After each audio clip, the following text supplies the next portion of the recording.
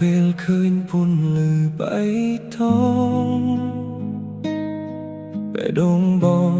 តែងតែរំពឹងថា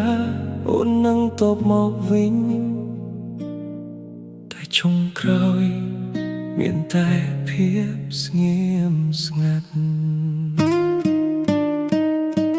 ថ្ងៃដំបូងអូនឆាតមកបងរាល់យប់វាផ្អែមល្ហែមធ្វើឲ្យបងញញឹមគ្រប់ពេល Notification លឺភ្លាមបេះដូងបងលោតភ្លេចអូនធ្លាប់ប្រាប់ថា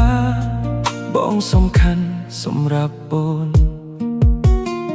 ចូល Facebook ម្ដងណាអូនតែងតែ reply មកវិញភ្លាមពីមនុស្សដែលធ្លាប់ខ្វល់គ្រប់នាទី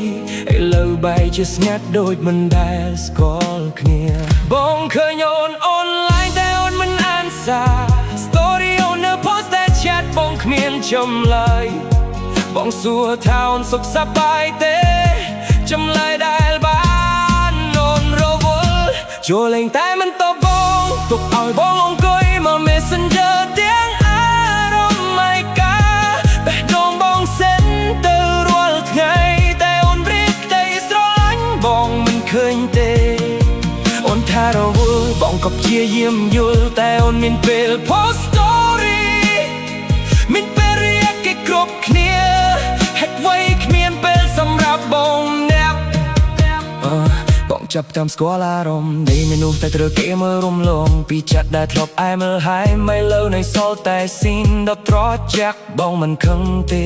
គាត់តែជឿពេលឃើញអូនផ្លាស់ប្ដូរមនុស្សដែលធ្លាប់ចាំបងគ្រប់ពេលឥឡូវបែរជាធ្វើដូចបងមិនសំខាន់បើអស់ចិត្តសូមប្រាប់បងត្រង់កុំទុកបងឲ្យរងចាំ notification ទៀត